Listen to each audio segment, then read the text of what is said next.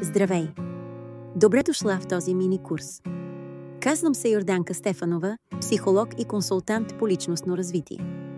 В практиката си работя с много жени, които ме питат едно и също нещо. Как да казвам не без да се чувствам виновна? Как да поставям граници без скандали и излишно напрежение? И точно за това създадох този мини-курс, за да ти покажа, че това е напълно възможно.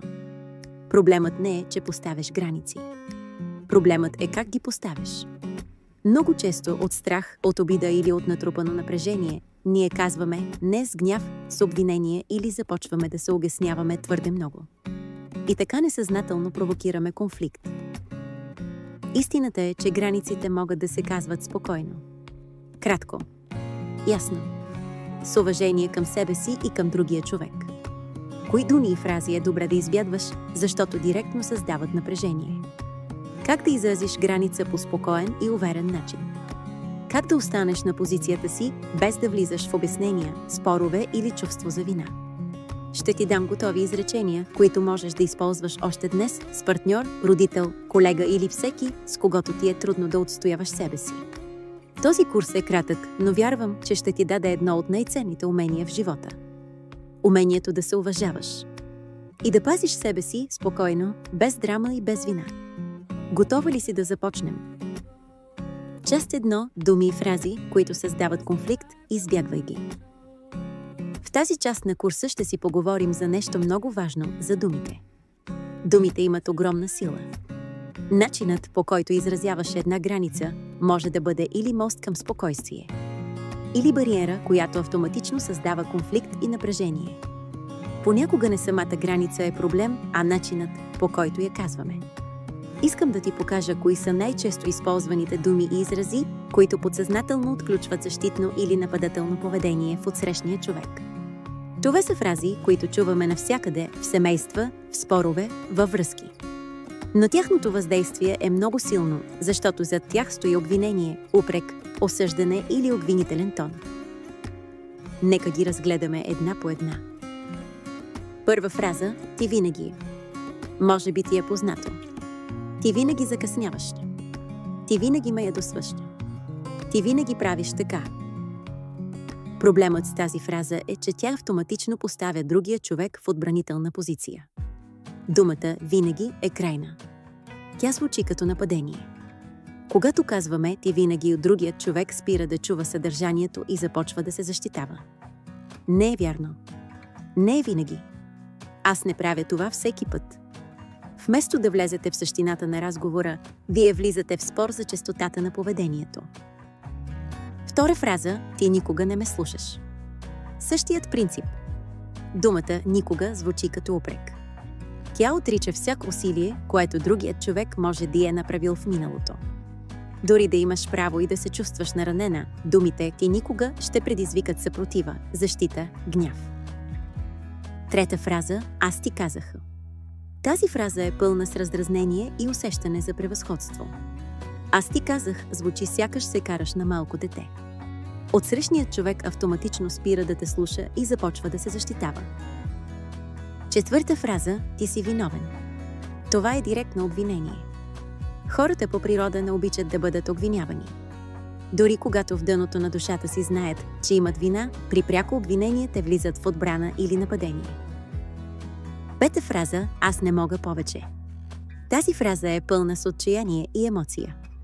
Тя звучи като капитулация, а не като спокойна граница.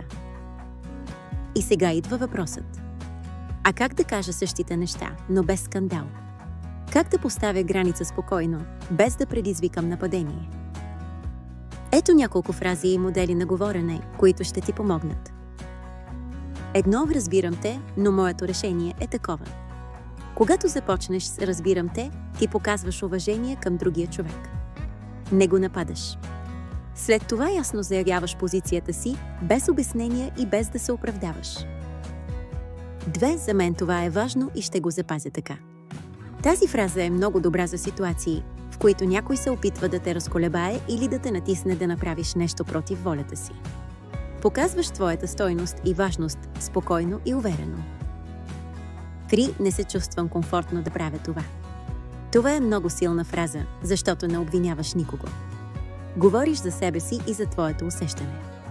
Трудно е някой да ти спори за това как се чувстваш. Ключът е следният. Използвай съобщения, а не обвинения.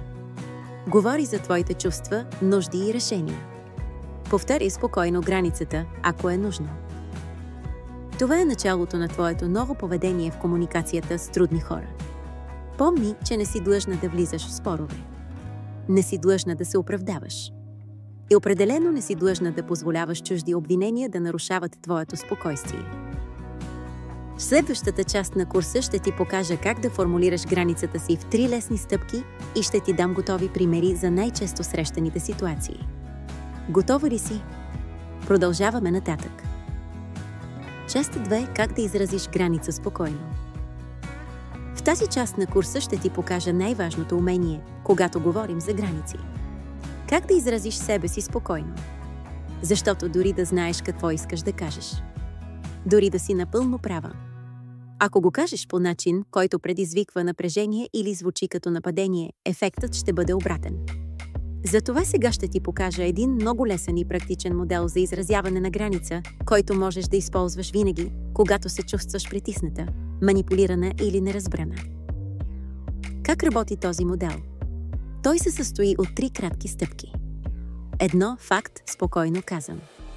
2. Съобщение за твоето усещане или нужда. 3. Конкретна граница, какво следва. Защо работи този модел толкова добре? Защото той не напада никого. Ти не обвиняваш. Не атакуваш. Не казваш ти си виновен, ти винаги, ти никога. Ти говориш за себе си. За твоето усещане. За твоите граници. За твоето решение. А това е най-спокойната и зряла форма на комуникация. Нека ти дам пример как изглежда това на практика. Ситуация. Партньорът ти настоява да говорите по важна тема точно в момента, когато ти си изморена и имаш нужда от почивка.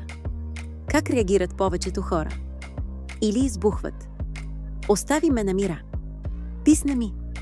Все сега ти хрумва. Или се съгласяват против волята си и после се ядосват на себе си. Но има и трети начин. Ето как би звучала една спокойна, зряла и ясна граница. Факт. Разбирам, че искаш да говорим сега. Това е уважение към неговото желание. Съобщение. Но за мен е важно да си почина. Говориш за себе си, за своите нужди. Граница. Ще се чуем утре. Ясно, спокойно, без място за спор. Виж колко различно звучи това. Без нападение. Без обвинение. Без обяснения в 10 минути. Спокойно и сигурно. Нека ти дам още няколко примера. Ситуация. Някой постоянно ти се обажда или ти пише в неудобно за теб време. Твоята реакция по този модел. Разбирам, че имаш нужда да поговорим. Аз обаче в момента съм ангажирана и не мога да се включа спокойно. Ще ти върна обаждане по-късно. Ситуация. Човек на работа те натоварва с допълнителна задача, която не влиза в твоя ангажимент. Твоята граница. Разбирам, че имаш нужда от помощта. За мен обаче е важно да си свърша текущата работа добре. Ще мога да помогна след това, ако ми остане време. Ситуация. Човек ти говори агресивно или повишава тон. Твоята граница. Разбирам, че си ядосан. За мен обаче е важно да водим спокоен разговор. Ще продължа да говоря с теб, когато тонът е спокоен. Какво е важно да запомниш тук? Ти имаш право да поставяш граници. Без вина. Без обяснения до безкрай. Без страх, че ще загубиш някого. Този модел ти позволява да запазиш спокойствие и същевременно да покажеш сила. Силата да се изразиш ясно. Силата да заявиш себе си. Силата да защитиш своето спокойствие. И запомни, колкото по-спокойно поставяш границите си, толкова повече ги зачитат другите. Защо? Защото когато ти вярваш в думите си, и другите започват да ги вярват. В следващата част на курса ще поговорим за това как да останеш на позицията си, дори когато другият човек се опитва да те манипулира, натиска или обвинява. ще ти покажа техники и примерни фрази, които можеш да използваш още днес. Готова ли си да продължим? Да преминем към следващата част. Част 3. Как да останеш на позицията си спокойно и уверено. В тази последна част от нашия мини-курс ще ти покажа може би най-предизвикателното умение, когато става дума за поставяне на граници. Не е достатъчно само да кажеш границата. Истинското предизвикателство е да я задържиш. Да останеш на позицията си. Защото много често, когато поставим граница, хората срещу нас не я приемат веднага. Особено ако досега са свикнали да се съгласяваме, да се отказваме от себе си, да отстъпваме, за да няма конфликт. И тогава идва истинският тест. Ще останеш ли на своята позиция? Или ще се върнеш към стария модел, да се обясняваш дълго, да се оправдаваш, да се чувстваш виновна и накрая да се съгласиш само и само да има мир? Истината е, че силата на една граница не е в обясненията. Силата на една граница е в твоето спокойствие. В твоята вътрешна увереност. В готовността ти да повториш същото спокойно, без гняв, без емоция.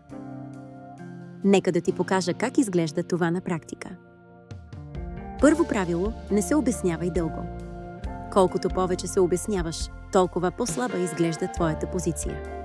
Другият човек започва да усеща, че може да те разколебае. Запомни, не дължиш дълги обяснения за своите решения. Имаш право да кажеш не просто и спокойно.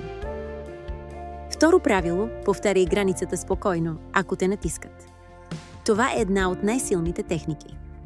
Когато някой продължава да настоява, да те притиска или да те кара да промениш решението си, ти просто повтаряш същото, което вече си казала. Без да вдигаш тон. Без да обясняваш повече. Без да се ядосваш.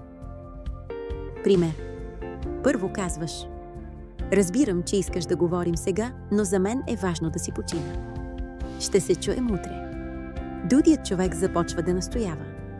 Ама хайде де, няма да отнеме много време. И път бягаш от разговорите. Твоята реакция? Повтаряш спокойно. Разбирам те. Моето решение остава същото, ще се чуем утре. И ви.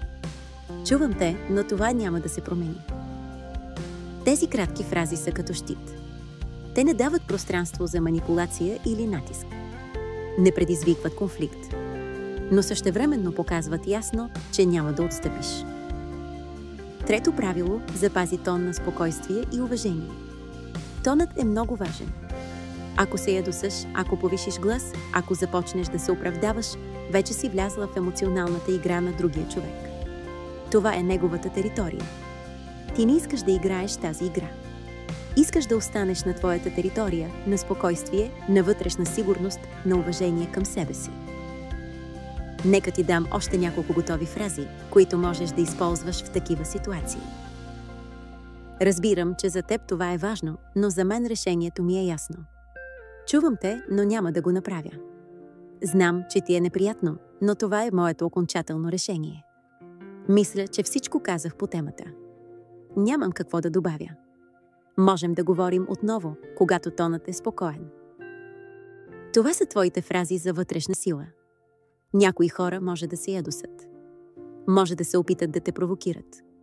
Може да кажат: ето, виждаш ли колко си студена. Как можеш да си толкова безчувствена? Не се хващай на тази емоционална уловка. Това е техният начин да те върнат в стария модел на обяснения, на вина, на отстъпване. Но ти вече не си там. Ти си жена, която знае какво иска. Ти си човек, който умее да се защитава спокойно. Ти си човек, който уважава себе си. И запомни това. Истинската граница не е думичката «не».